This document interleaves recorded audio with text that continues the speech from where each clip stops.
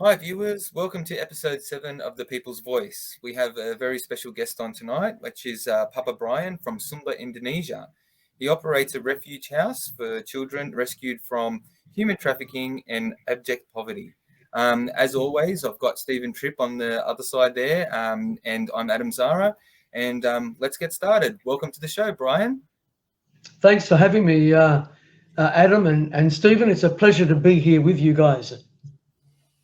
Excellent. Well, it's great to have you here, and we're looking forward to hearing your views on a few things. So, firstly, we're interested in your views on the poor children in the trafficking trade, and I'm also a little bit involved with that. I try to support Destiny Rescue. I don't know if you've heard of those guys, but we try to support them as much as we can. And it's good to have being an ex-candidate or a candidate. It gives you just that little bit of influence to shine a light, because people actually listen to what you have to say. So when you have things close to your heart, like I don't believe one child deserves any less than a wealthy child. To be honest, I think all children should be treated equally and have the same opportunities. And I think most people believe that at their core. But unfortunately, 1 million children go missing every year. And a lot of that's due to the sex traffic trade and poverty and just the horrible things that happen in the world that people are just immune to. They don't seem to see it. Also, we know that you're keenly interested in a little bit of the political side of things as well, and that you I believe that Australia is losing a bit of its identity. Obviously, more on that a little bit later. But why don't you introduce yourself for us and let the people know who you are, and let's get started. All right, thanks, Adam. Yeah, look, I'm an Australian bloke, really just pretty basic. There's nothing complex about me, and I just came aware when I landed on the shores of Indonesia. I've married an Indonesian woman, beautiful lady, a great heart for humanity, and we just saw that the abject poverty is just laying there, and most were oblivious to it. And then we started to realize that the children were being incredibly affected and being used by those with money and authority and power for their own self-gratification and also for profit. And we realized that there was evidence of these children being sent abroad, including the shores of Australia, including that. That will never come out, but that's truth. And so I had to do something about it. And Aussie cannot just sit silent. That's not been our heritage as a nation. We've been a nation of spirit, haven't we? We've really strived to identify problems and then solve it. And so we had to do something. And so we started with 4 or 5 children, extracted them from diabolical circumstances of human trafficking and some just incredible abject poverty, Adam and Stephen, where they would be like goats going from one place to another to try and find food. Now, Sumba is about an hour and 15 minutes flight from Darwin. So we're not kind of like in the Ukraine, we're not kind of like, in Eastern Europe, any of that. It's really very close. So we opened it, and good Lord, I think we opened we tread on an ant's nest, because now we've got 47 young people here, and just trying to give them a fresh start, trying to give them a future and a hope, and just dealing with some of their poverty. The island has one psychologist. Wow. So, this bloke just says, look, I'll just give my heart to these kids and listen to them and just show them a way that can be better and give them love, man, just love and security. So we started with that, and now we're going to open 2 more refuge houses on the island and expand that hopefully throughout Indonesia. Yeah. Can you expand on the human trafficking a little bit? Like, what's involved with that? Families need money to eat, right? I may get in trouble for saying this, but I'm not going to move from it. So anyone with money can offer a family not even substantial sum, and then say, we will take your child and care for your child. But in fact, what they're doing is they're buying the parenting right. They're buying that child off the family using money as a humanitarian cause, but using the child for their own advantage. So it's like buying a slave almost. Absolutely. And there are many. And it's rife. It's rife. You'll get some students that will come to Australia. I was aware of one in Perth, an Indian girl, for instance, came and promised a place at the university. But the university, knowing she couldn't sustain the enrolment fee, and then put her to work, offered her work, but that was in the sex industry. So she had no choice. She landed there. So the university did that. Offered her a place, and then those in position, I won't say at the university, but those in position utilised her her unfair disadvantage of coming to a country and not having money, and it wasn't what she thought it would be. And there are hundreds like this in this situation, hundreds, domestic workers, and those with power and authority just use and abuse. Now, that could be your child, your daughter, your son, my daughter, my son. Now, just because we're white and we live in Australia, there's no, we kind of maybe, I have to watch I don't, make comments of sweeping statements, right? But we can see that we have a privileged disposition, and therefore, well, it's not outside my door. I can't see it. Therefore, I will just close off from that and say, well, that's not part of my reality. Well, it is part of Australia's reality, Southeast Asia's reality.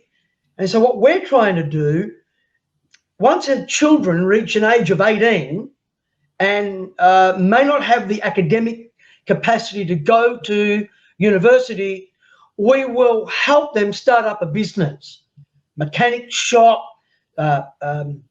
fabric business, sewing like a tailor's business. We'll get them into the cooking industry, and not give them money, but we will show them how to fish, not actually give them the fish. Yeah. You with me? Yeah, that's right. That's the best. That's like in the Bible, right? Give a man a fish and he'll eat for a night. Teach him how to fish and he'll eat forever.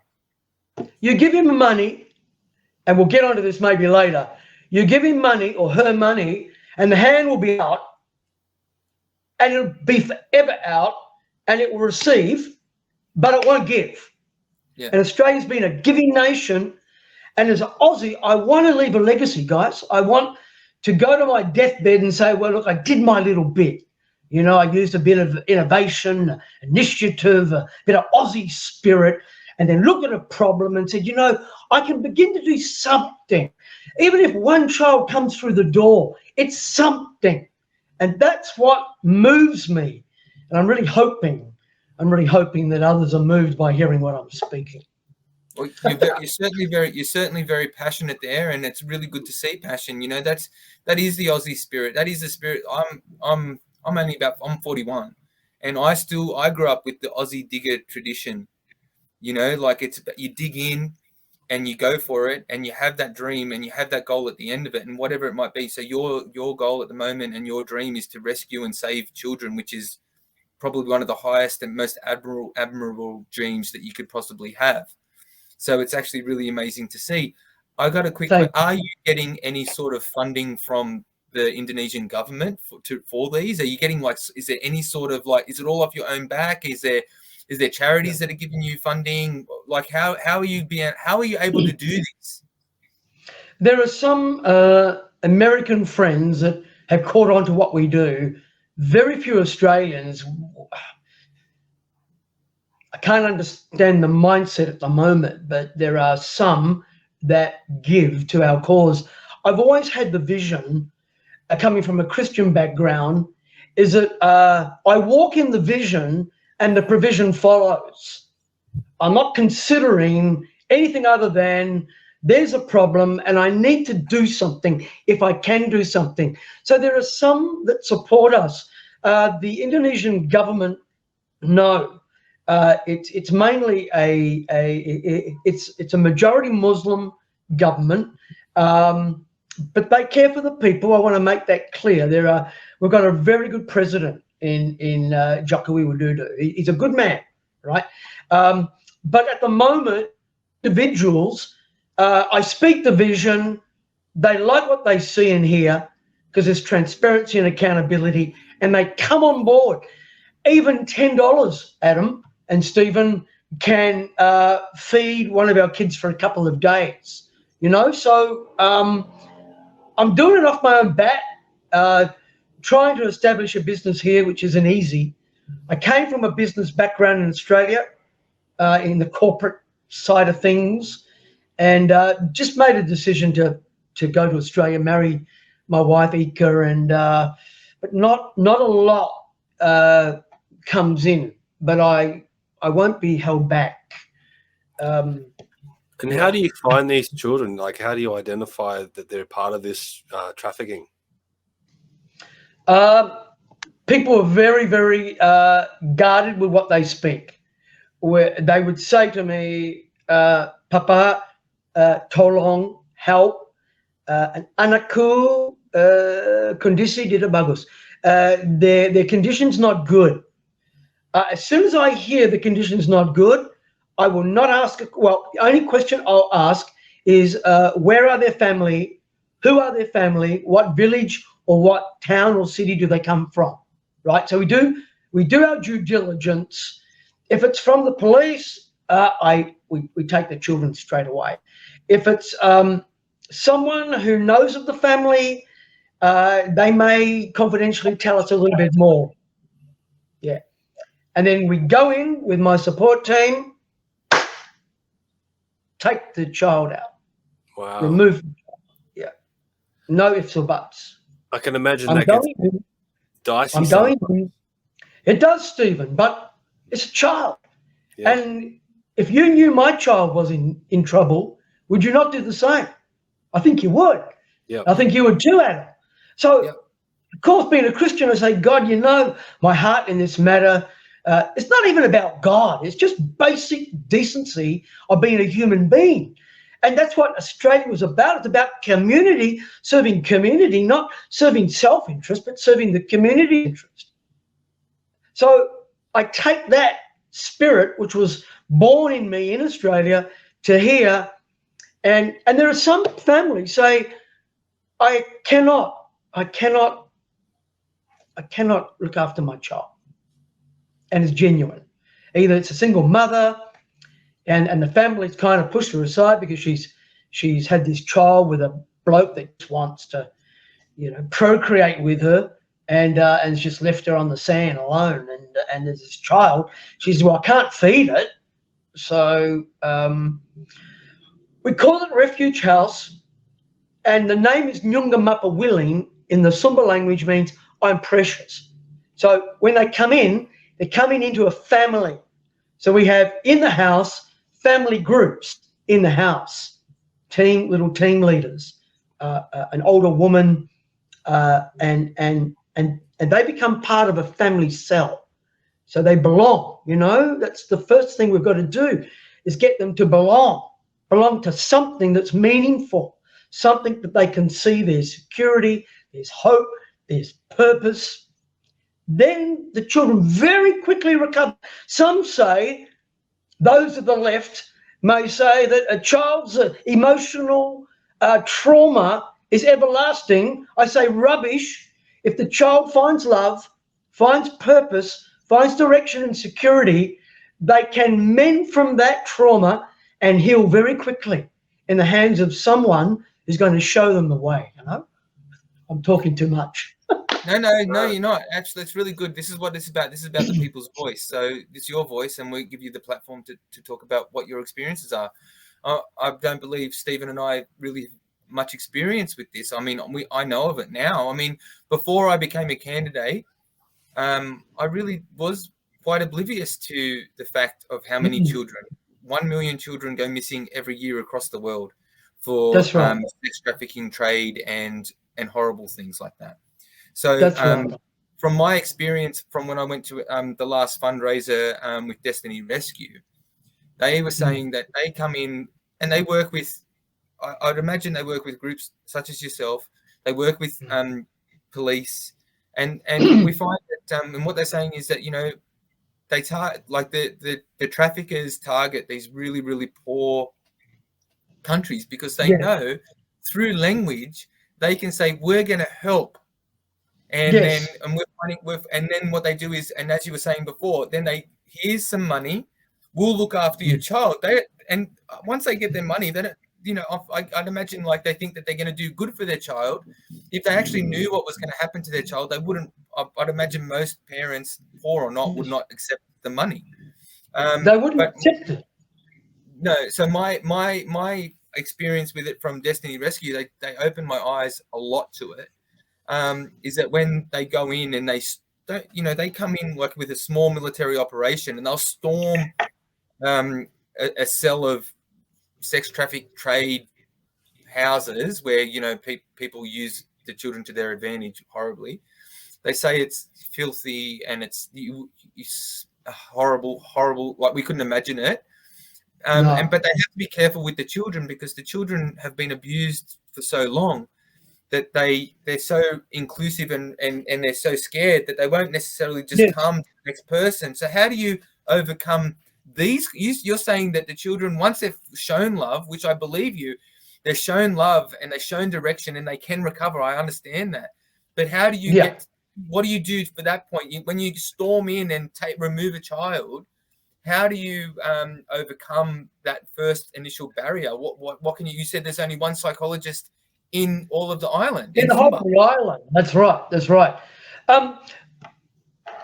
I'd rather use the word we go into a community and I will take maybe a couple of pastors with me as well, maybe some people of standing within the village, and I will say, your child, and I'll be quite blunt, your child needs care, but you're caring for your pig more than you're caring for your child.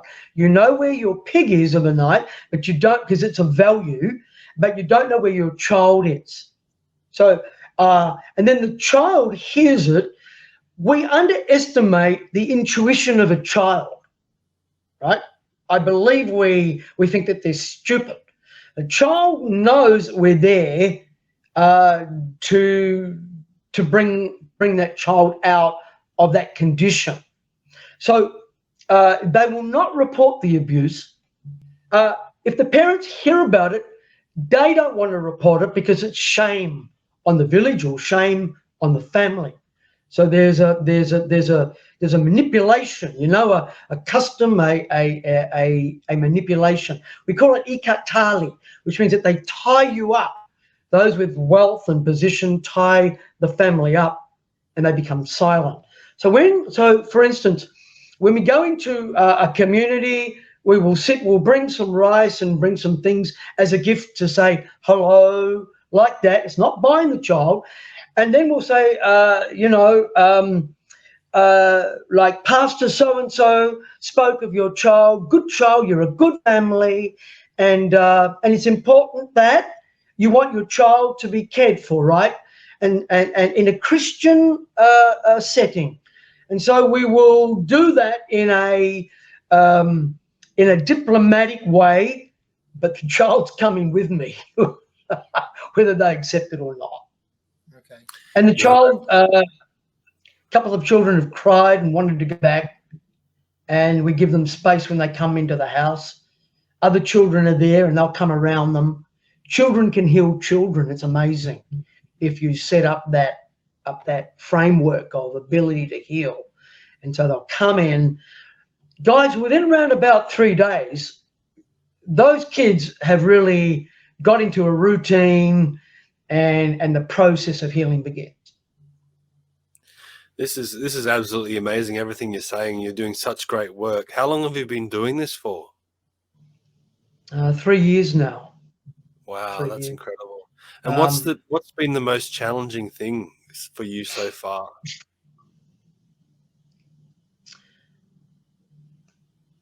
Just knowing some that call themselves Christians are the perpetrators of it. And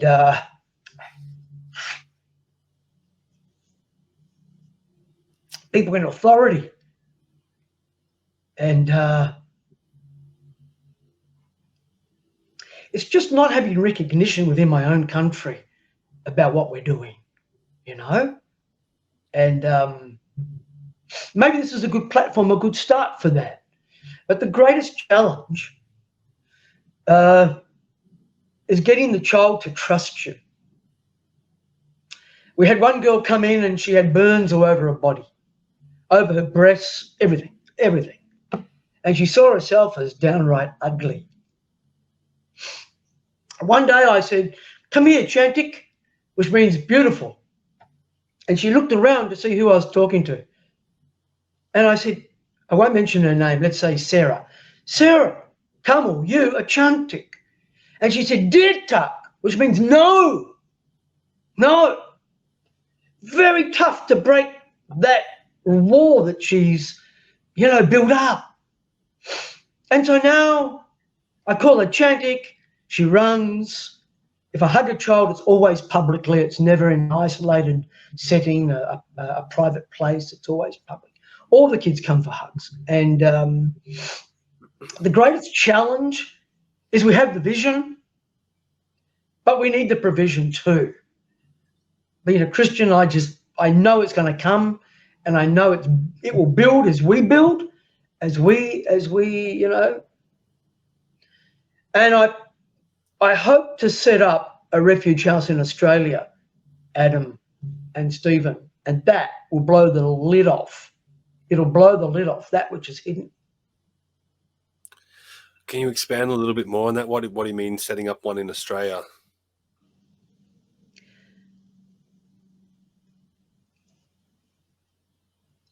Humanity sometimes, when it seeks power and seeks satisfaction, it will manipulate according to what it desires. People sometimes are just evil. They're not born that way, but they've just grown to be that. And so in Australia, I know there are children who are at risk. And so a refuge house, I would need to look at how we can establish it, because so many laws in Australia would restrict us to hold them there 24/7.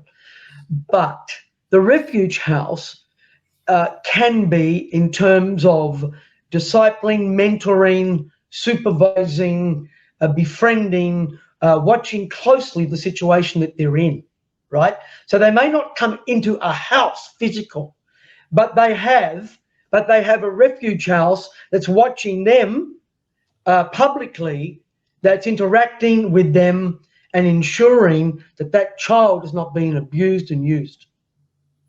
Of two things. The first one is when you happen to remove a child after you go in, I see how you do it now. So you go in, you talk with the people, you explain what's happening, and then I know some children will resist a little bit, but that I get that. Do you keep records of the children's family and parents so that when they get older and stronger and secure, and they say you take a 10-year-old and then keep them till they're 16 and rebuild them, are they able to have communication with their family and their parents? The parents still able to come and see the child and all that kind of stuff? Not initially. In some cases, in some cases yes, but in some cases no. So what we do is we go back into the village, into the community. It may not be a village, it may be in town, the city. Well, so we go into that and we keep visiting that community, and we speak truth and we speak life and we speak what's right, and we refuse. And so there is a discipling of the whole community You know, so when the child goes back eventually, and that community has already been educated, informed, supported even, and when a community sees you like that, it starts to express what's happening. So when they start to express what's happening, then you're able to identify the root that needs to be uprooted, and that gets interesting. Thanks for that. Just for clarification, just because because obviously in Australia we have an issue with stolen generation and all that kind of stuff, and this leads into my second point. So you said that there's so much rules and regulations and legislation in Australia. So we've also been told that sometimes we have a lot of problem in we have a broad issue obviously across all nationalities in Australia. But just the hot topic at the moment, or one of the main topics at the moment, and it always has been, is Indigenous communities in Australia, especially the ones in in less urban areas, so like more regional.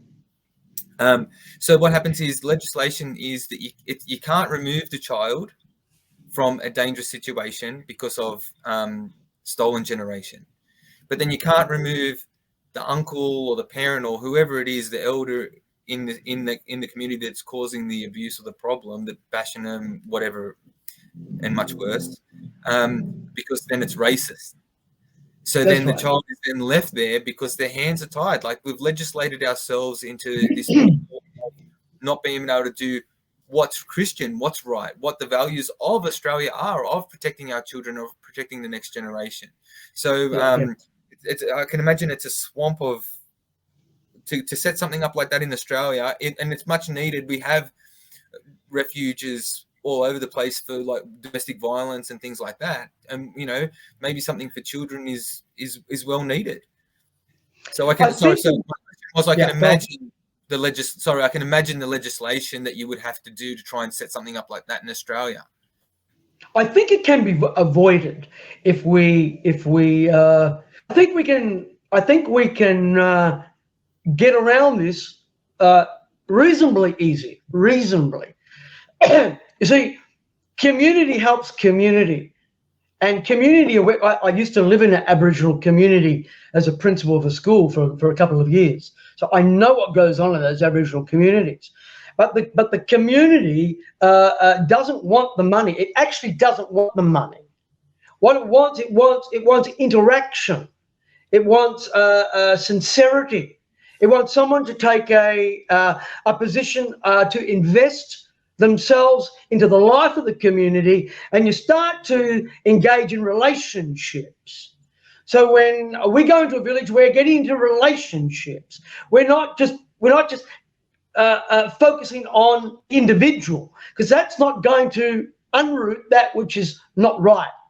So the way we would do it in Australia, and now I'm so passionate because we're going to do this, is that we would get involved with communities and empower the community to say, no, that's not on.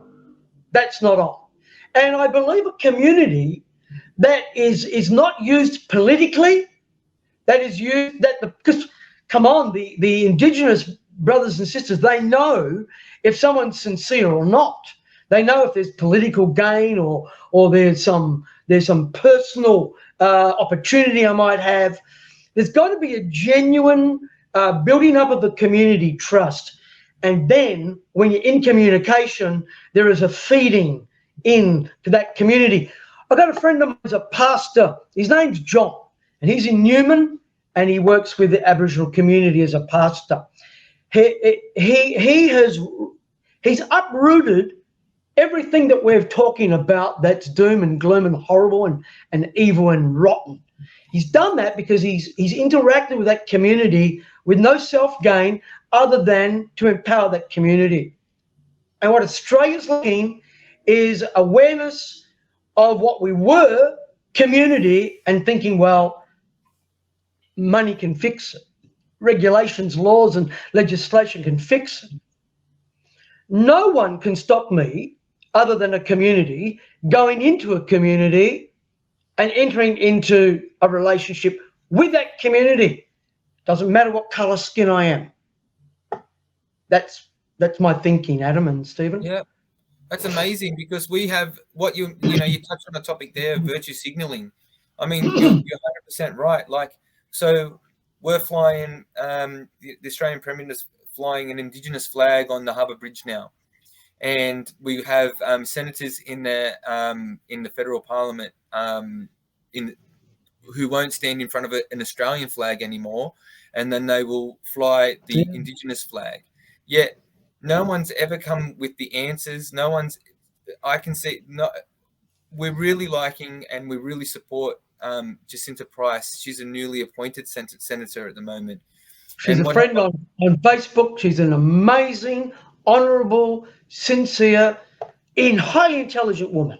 Her maiden speech, her first speech in Senate, addressed so much more issue, and probably almost kind of solved it. Gave the Australian government, the public, the answers to the situations, and it's in line exactly with what you're saying. We don't need a flag to say this is great. We don't need $100 million thrown at some poor community somewhere, and then they're left there to just fend for themselves.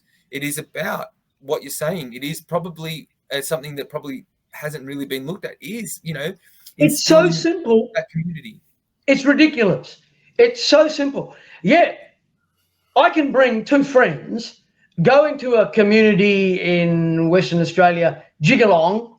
I can go into that. I can ask permission to go to that community, and I can start to visit it and build up the visit and build up a trust and support. Our Indigenous brothers and sisters are not stupid. Seriously. It's not about a flag. It's about repairing a community that's broken and needs the empowerment and the ability and capacity to deal with itself. That's not politics. That's social integrity, social support, and building up that which is broken. Yeah. I become friends with you, Stephen and Adam, the more I converse with you. Yeah. But come on. If you look at Jacinta Price, incredible. She is on the ground in the Northern Territory, and she's talking to her people, even those that are a mess of alcoholic destruction. She's talking to those people and encouraging, but no. I want to do things simply, says Australian leaders and elites. No. I want to do things that kind of, make me look good. But you see, entering into a relationship doesn't make you look good publicly. But I tell you what, it leaves a legacy. Woo! That's what it does. And that's what we've got to do. We need I won't get too much into this, but we need a political party that is heaven bent on leaving a legacy, not self-recognition and not, positions of, well, look at me. No. It's connecting with lives, and every life that you change, then there's a legacy. And I believe our new senator, Jacinta Price, is going to do that. She's going to leave a legacy. And she's embarrassing many in the seats of Parliament from the moment of her electoral win. Faces were embarrassed. Lydia, don't get me started. That's the heartbreaking thing. A lot of this stuff is just virtue signaling, putting flags on the bridge and the voice of Parliament, and all. It's not solving the problem, and the problem could probably be solved really easily, as you've suggested. But it's not about that. It's about activists getting in there and building up their own industry and their own influence and their own power. I was at Old Parliament House a couple of days before they set it on fire. I think it was last year. It was when was it? Last year or beginning of last year. Yeah, I was there a couple of days before, and we had to get escorted out of Old Parliament House because the protest was building up. It was all white people. It wasn't Aboriginal people. It was white activists just causing trouble for their own political gain. That's what all this is about. Whereas people that are on the ground in these communities, they know what they need, they know what the problems are, they know how to address the problems, but no one is going near that. They're too busy focused on other things to support their own political advancement. So, see, the thing about white Australians is that we go after the person who's the problem, right? But in the Indigenous culture, they want to go after the behaviour, not the person. See the difference? And so we're going about looking at identifying the people, but there's a restorative justice naturally in the Indigenous communities. Is that they want help for dealing with the problem, because if you deal with the problem, the person might change. I think that's redeeming. I think that's I think that is just mesmerizing. It's a different perspective. And so our political culture is going after the thing, the person, but they're not going after the behavior. Therefore, you could say the cause of the problem, which is social reconstructionism. But anyway, they're not going after that. They're not going after mending the community. They're going after just because the they problem don't want person. to, because if they solve the problem, then they would lose their political power. They wouldn't be needed anymore. Most of these, but you heal the community. You heal the community. I agree. The person is yeah. They don't. Obviously, they don't care because they could, as you said, heal the community and problem. I mean, problem's not going to be solved, but in black and white terms, the problem's solved, and suddenly they're not needed politically anymore because they've solved the problem. Well, it's like they want to keep the gravy train going. They don't want to solve the problem. They just want to keep that boogeyman there and never address it because it just feeds more into their power. I think the Australian public are getting wise about this, and I really saw, if we can go into this area, I really saw the election results as an Australian public who didn't vote for any of the major parties, to be honest, the three. It was really a rebellious electoral,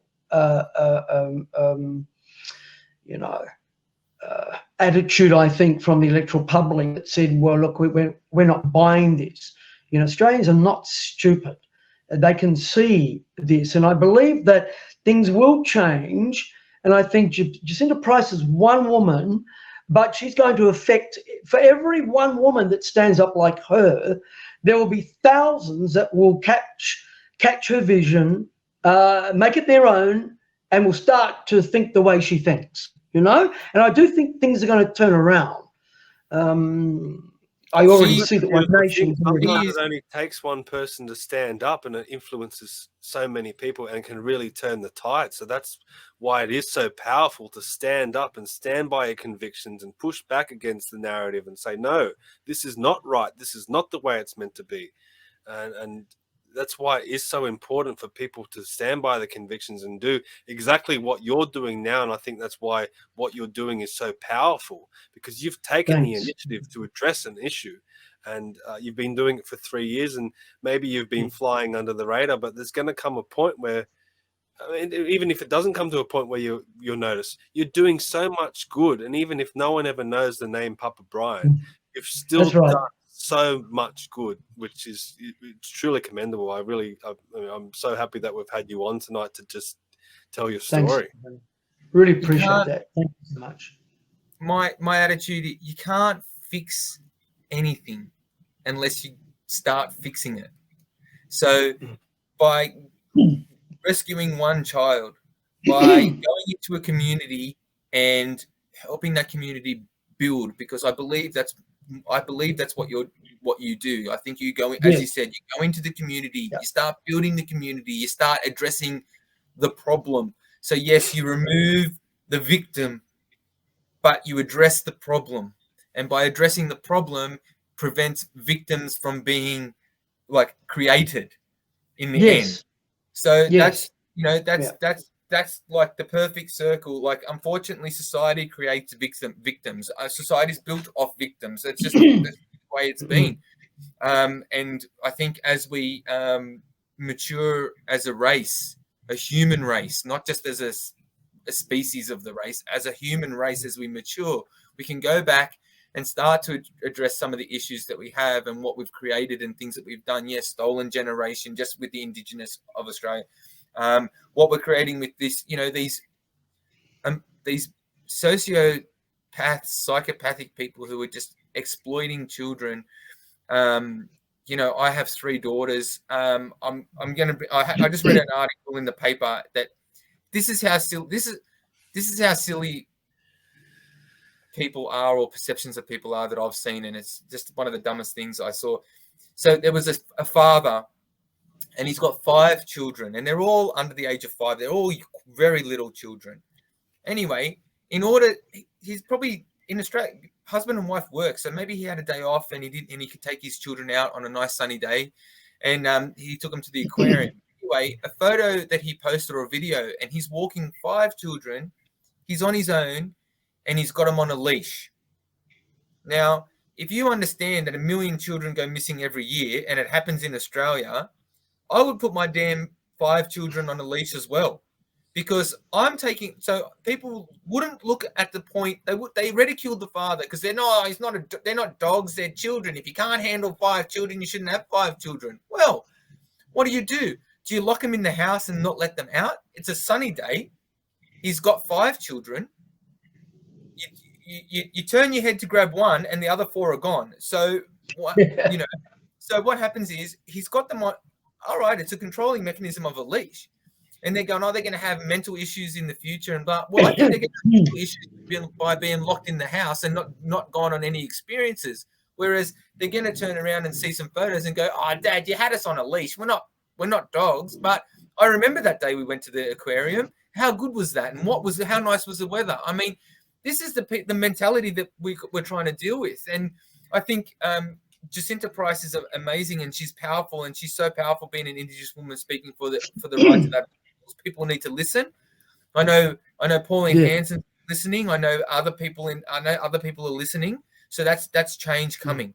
Okay, I think people need to see change on all levels of things that you've spoken about. But people need to also think about things in real world terms. You've got a parent trying to do the right thing for his children, and then he's being ridiculed because he's got them on a retention system. Go away. I mean, it's ridiculous. I've got a next story about this. Sorry, because I talk a lot. So what happens is, well, I took my daughter to the Australian Easter show for the first time, and I was going through divorce court and all this kind of stuff, and I was able to have my daughter, and I wanted to protect her, and I know the situation, nothing could be worse for me to have something like that happen to me, where my child's taken from me by accident, or if they're taken or whatever it is, there's predators around. I actually was so uncomfortable with taking her in the situation, but wanted to give her the experience of the Australian Easter show, that I actually did put her on a leash. That was one parent with one child, and I felt more safe and more comfortable having her just on that retention system. And I'm not ashamed to say it. I took my daughter out. She got to have fun. She had a mad experience, and I got to take her home and have a positive experience out of it just because I had her on a leash. So to that father who did that, good on him. Take your kids out and have them under control. That's fine. And then I wanted to bring that up, and I thought I'd bring that up with you because you're part of that whole situation where you're protecting people and children from being taken and putting into a life of horrors. So you've got to look at the context of it, don't we? We've got to look at the context, not just be selective. I remember my mum putting me on a lease when I was 4 years of age, because I was an active young man, and we were going down St George's Terrace, which was the busiest main street in the city centre of Perth, and I was on a leash, I was having a great time. A great time. If I'd go to the left, I'd probably bolt in front of a bus. My mum would just, like pull me back, and I'd go, okay, I get it. Now, I can't remember. I don't think I'm psychologically dead. I remember the event. I remember the day. It was a blast. Everything has got to be put into context. You've got to understand the heart of the individual. But no. We've become picky, nitpicking. We've become picky. We don't look at the full picture. Oh no, I want to highlight the extreme without really understanding the reason behind what we're doing. Kudos to you, Adam. You stopped your child from being mowed down by a potential vehicle. That's what I mean. It baffles me. It really does. It baffles me. Now, I know that you've got a lot to talk about, Stephen. Do you have anything else to cover off on? No, I just quickly want to. The only thing I want to add is I think what you're doing is tremendously powerful, because say you're going to take a child out of a trafficking situation like you're doing. If that child can grow up and identify what you've done for them and said, Papa Brian took me out of a horrible situation and he gave me a new path, that might inspire them to do the same thing when they're older. And if you're doing, maybe not every child that you give this opportunity to does that, but even just a small portion of them do that. And then that builds with every generation that goes past. But so I think that's fantastic. You're just one man at the moment. I'm sure you have a team around you as well, but you don't know what this could build to in the future, and you might not be around to see it, but that's true. The importance of what you're doing is tremendous. So I know you did raise some political things that you wanted to speak about. One of the things you brought up before we started the show was Australia losing its identity. What did you want to comment on that? Simply and briefly, we had, I believe, in the past a sense of direction, purpose, industry, cooperation, initiative, entrepreneurial flair, ideas, dreams, and the realization of them. And we could identify as a people, as a nation. No matter what, I remember there were a lot of Indians and Malaysian refugees that came in, and they shared that vision too. What I'm seeing now is that Australians I think there is an identity crisis, in that we're not knowing our position. We're now become more dependent on government money, and that means that I ceased to dream. Now, people might say, oh, rubbish, I dream. Well, you might dream, but are you going to actualize the dream if you're depending on a structure rather than you showing initiative, organization, and innovation, and going out and doing something? But now if you go out and do something, there are so many hoops that you've got to jump through in terms of enterprise. How do I do that? How do I become a entrepreneurial thinking, which is a free thinking initiative? That part of the human capacity. We need something to live for. And what I'm seeing is fear dominating on the lips of Australians, from the politicians, from business. Fear. I hear worry. What we should be is concerned, not worried, because worry, that doesn't solve problems. Being concerned allows you to be balanced. And so politically and as a nation, I'm seeing that we have compromised. We've compromised the basic right to be able to initiate, to dream and to think, and to realize that which we dream and think. But there's control mechanisms. I've got a friend who's a politician. He said to me that which is put before Parliament for discussion, most of it does not come from the grassroots of the electorate. So where's it coming from? Gender fluidity. I'm not going to comment on the fact that I don't know that that is a major concern for the average Australian who's trying to live out their life in the manner in which we should have prospered, because it was given to us by our forefathers, and all we had to do was take the baton and run with it. But we've compromised it. We're allowing ourselves to lose what it is to authentically be Australian, which had a pioneering spirit in every industry. And that pioneering spirit is being sucked out of the Australian nation, our people, and that needs to be addressed and spoken. We need to have conversations about that. Well, look at the diggers in World War One. They wouldn't follow orders because they're like, they were such larrikins that they had no fear. They were incredible. Some of the things that they achieved in battle, but the British couldn't get a grip on them because they just wouldn't follow orders. Sorry, someone calling me. It's probably my wife. That's okay. I'm back. But even the early days, guys like, whether we like them or not, guys like Bob Hawke and John Howard, these guys, like Bob Hawke was an absolute larrikin. John Howard was as boring as a boot in mud.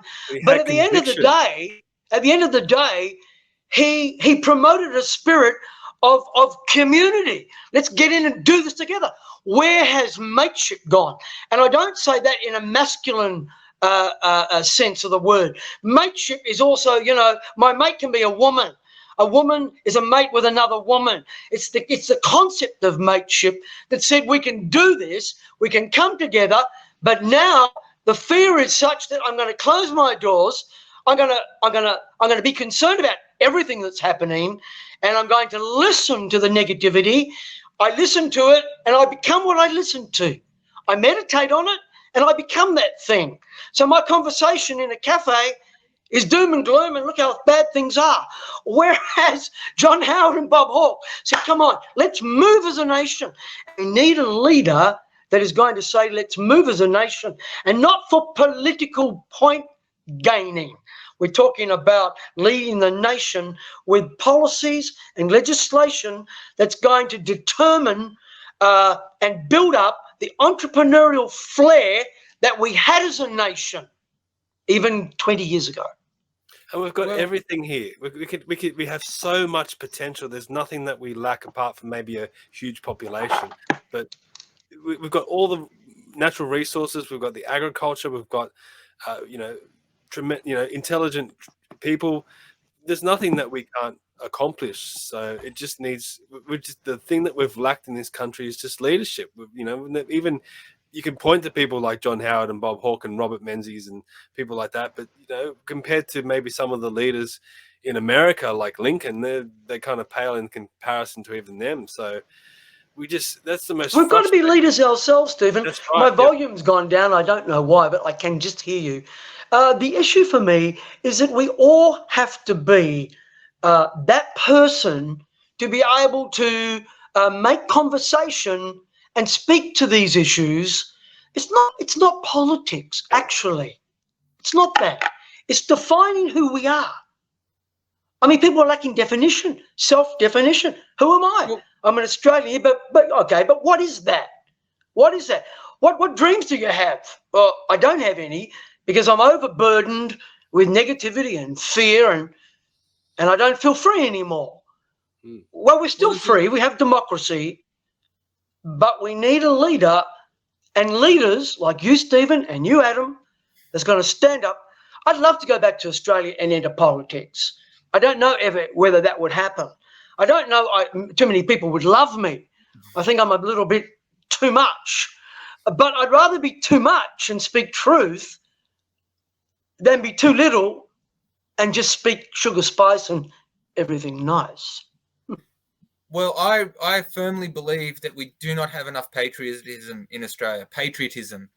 So what happens is, because we're in this, and we know it, we've talked about it a lot, it's an indoctrination, not education system at the schools at the moment. Okay, we were at the university the other day, and there wasn't even an Australian flag there. There was a transgender flag and a Solomon Islands flag and a flag for everything else except Australia. If we don't have people, and we don't have our teachers, and we don't have our bosses, and we don't have our community leaders inspiring patriotism, Australian patriotism. You said in 1960, in World War One, Australians did amazing feats, things that the British couldn't do. It's because the Aussies, the diggers, believed in Australia. They knew what they wanted to fight for, and they had the idea to fight for, and they knew their identity. Our identity has been taken, it's been watered down, and we're losing. I don't care where you come from in this world. If you live in Australia, if you've come from another country for Australia to be in Australia, you're an Australian, and we need to get Australian patriotism back, and it needs to be across all ethnicities. It doesn't matter of color, credo, religion. We need to build, and I think that's what I remember Bob Hawke. I was only a kid back then, but I still remember him because he was charismatic, and and I don't care if he did whatever he did good for the country and whatever he did bad for the country. He did have that larrikin spirit. I remember him having a beer, and I remember him talking Australia up. Australia was good, about the community of Australia, the whole of Australia. Okay, John Howard. He also inspired the same kind of thing. He did his own different way. But he did inspire Australia as being Australians. And, and the leaders now some of the leaders won't even stand in front of the flag. I mean, how are you meant to be proud of the flag? How are you meant to be proud of Australia? We won't have the same amount of warriors that the diggers, the Anzacs that fought for Australia, because they're ashamed of the country that they're in. I'm not ashamed. I'm happy to fight. I'll stand up. I'll fight 10 men for my land. I love Australia. And what happens is, I don't think that they're being shown that. And I was talking about this, and I've got ideas about it. We need to do some sort of Patriot Act in schools, where they need to talk about the Australian adventures, the Australian pioneers, what Australia did when in 230 years we've been around. Look where we've come, and look how far we're going back in half the time. So I believe in Australian patriotism, and we need to bring that spirit back. Stephen. I believe it'll turn. Guys, I believe it will turn, but it needs people to stand up, and that's what we're doing on this platform, in this podcast, is not being ashamed and standing back from what is true and what is real, and the more we speak the truth and the real, people are not stupid. They will understand it, and they'll start to kind of want to question it themselves. Questioning is part of our democratic right to question, to have debate. Where's the debate? So I suppose that's the other thing, Stephen and Adam, and I'll just end with that. But there's no debate. And what's the subject of debate? It's not stuff that's going to bring our nation to success. It's not going to raise us up and give us identity. The debate is pandering to social reconstructionism, which means that everything that was of value in the past, we want to question that. We want to replace it with something that we think is of greater value. Well, in the course of doing that, the Australian people are losing their identity. We're losing that. And so you as politicians, candidates, and Pauline Hanson, I admire her, Jacinta Price the same. More will stand up, and I believe the greater good will triumph in the end, boys. I believe that. The greater good will triumph. But we can't be complacent. We can't kowtow to stuff that questions who and what I am. That's right. Yeah, we keep bringing up the diggers, but how would they have reacted to someone walking in a park by themselves on a nice sunny day with a mask on? it's a clear symbol that we're just living in fear right there. Absolutely. And now monkeypox, oh, come on. I remember back in 2009, I think it was, we had 2,500 Australians die of the flu. Yeah. There was no lockdown then. Come on, maybe give me some statistics about our mental health reality at the moment. Talk to me about how many suicides since a pandemic came to Australia. Talk about loneliness. And are we recognising that families are lonely? There's a brokenness in relationships now. The family unit is compromised, and it's been attacked and brought down and stripped naked of its decency and its value. So these are the discussions, the debates that need to take place. And so, it's not that deep. It doesn't require. It's got nothing to do with religion. It's about me as an individual being able to express who I am in a way that will give light and life to my community and will leave a legacy for generations to come. That's it in a nutshell. Wow. Well, one thing we haven't touched on is you're a Christian man, and do you think we're in a spiritual battle at the moment? Do you think that Christianity is being attacked, and what is good is now being called evil?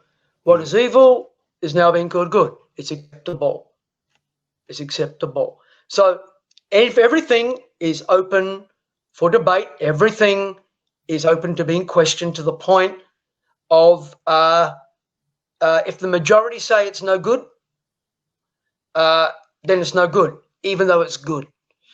What's happened is that when we walk away from the fabric of our constitution, which was Judeo-Christianity, and that's where our roots are as a nation. It was at 62% a couple of years ago, and now we're around about 48% Christian. So diversity is okay. Go for it. But the moment we shift from that of our history, that of our past, which brought us prosperity, when we walk away from that and embrace something that is opposite to that, then how do we say, oh my gosh, we're not blessed anymore? There are precepts and ordinances that are good for humanity, not just for Christians. It's good for us as individuals. It gives us a signpost for life, how to behave, how to live. It's all based on love, forgiveness, and coming together as a community. And that held us stood, even in Bob Hawke's. And he wasn't a Christian, but he still understood the benefits of being rooted with our forefathers in that. Now look at us. You can do what you want. The sign of the times in the Senate, they want to remove the morning prayers and have welcome to country. That's going against the Constitution or what the Constitution of Australia is based on anyway. That should be just something that's done and not debated, really, like morning prayers, and get on with the job. But they want to remove that now. The Our Father is simply thanking God for our blessings each day, helping us to forgive those that have hurt us. That's an emotionally uplifting philosophy to have, to forgive and ask God to protect us from evil. What's the problem with the prayer? It's because there's another agenda at foot, isn't there? There's another agenda, and we know it. Don't worry. I believe as a Christian that God will not abandon Australia. I believe there will be revival. We're not talking about religious revival. We're talking about revival of your hearts. The people will start to seek God more. They will begin to forgive those that have hurt them. They'll start to live lives that are pleasing not only to God, but also pleasing to others, because you're going to be beneficial in the way you behave your character. It's a path that will lead to destruction, in that we cannot be an unrighteous nation, be corrupt in our thinking and behaviour, and expect God or the universe or whatever you want to call it to bless us in that behaviour. Yeah, we'll definitely feel the doesn't make repercussions of sense. our actions. Yeah. I mean, my own child, little Hannah, I discipline her and say, look, I want to bless you today, darling, but I can't, because you know what? Your behaviour has caused me a bit of drama. Your behaviour is not what is good for you or for me or for others. So I can't bless you. How simple is that? I'm not going to bless her naughtiness. Well, the bigger picture is for us as a nation, how can God bless when we're in rebellion about that? And so hard times, I think, for Australia in the next 4 to 5 years, but I think that'll be a great learning. It's a correction for our direction. And people like Jacinta Price and Pauline Hanson and you, yourself, Adam and Stephen, there's going to be a standing up. That's a revival politically as well. Politically, there'll be a revival. People are going to say, enough of this rubbish. Wow. Well, Papa Brian, Stephen, do you have anything else to add? No, I'm just very thankful that we've had you on tonight. I think it's been fantastic to hear what you've had to say, and would definitely love to have you back again. How can people follow what you're doing, and is there any thing that I've got a Facebook account, Brian Matthew Raven, and underneath it's got a official Facebook account. They can just go to my account and have a look what we're doing. We're really transparent. You're seeing the house, you're seeing the children. So it's Brian Matthew with 2 T's, MATTHEW, Raven, RAVEN. So I do some lives on there. I just post what we're doing, videos as well. I've not got into the politics, but stay tuned, Adam and Stephen, because I'm about to get stuck into that. Well, no, that's awesome. Well, I'd like to personally as well thank you for coming on. It's been a very uplifting experience. I feel great that there's people out there, because hopefully, well, look, if some of our Australian children go missing and then they at least end up on your doorstep, we know that they're going to be in a much better environment than we could ever possibly imagine. So it's yes. So important for that. And thanks, Adam. I'll get your details. Look, I know a couple of people. I have a couple contacts with, some people for, as I mentioned, Destiny Rescue and stuff like that. I mean, I'm not closely affiliated or anything like that, but I do have people that I might just send them your details as well, because who knows what they can offer you as far as support goes, or get you out into the more of the mainstream and things like that. All I can do is do my little part, is pass on some information of you to people that I've sent information to before, and if they see, this is from Adam, I'll have a look at it and look into it. Something good from that might happen. So I will definitely I'll be in touch with our other comrade, Rebecca. She's got a contact that I can send some information to. So thanks, Adam. Really appreciate that, mate. If you're doing a great thing, it's a great thing, and it should be supported by everybody. So good on you. And so thanks for being on, Stephen. And you've got a PayPal as well. Do you want to just let people know? Yeah, I have, but I don't know how to type it in here. I can probably just send that to you at some point. No, I've got it from your Facebook, so it's at the bottom of the screen now. Oh, that's cool. Yep. Yeah, that's me. Technology, right? Pretty good. Yeah. I needed my glasses to see that. Yeah. So does that money just go to help what you're doing with the everything in Indonesia? Yep. Helps us set up new communities, build simple houses, train teams, cater for the kids' schooling, because we've got to cater for their education costs, their books, their uniform, food, medical. We're their parents. And so it's like, yeah. So we're going to be building another community in the middle of Sumba called Sumba Tenga, and we're hoping to build one also in Sumba Barat. But I am hoping to get this vision in writing to see how we can start to turn the tables a bit in Australia as well. But at the moment, the focus simply is the island of Sumba, and then it's a process, isn't it? It's just building it, getting it right.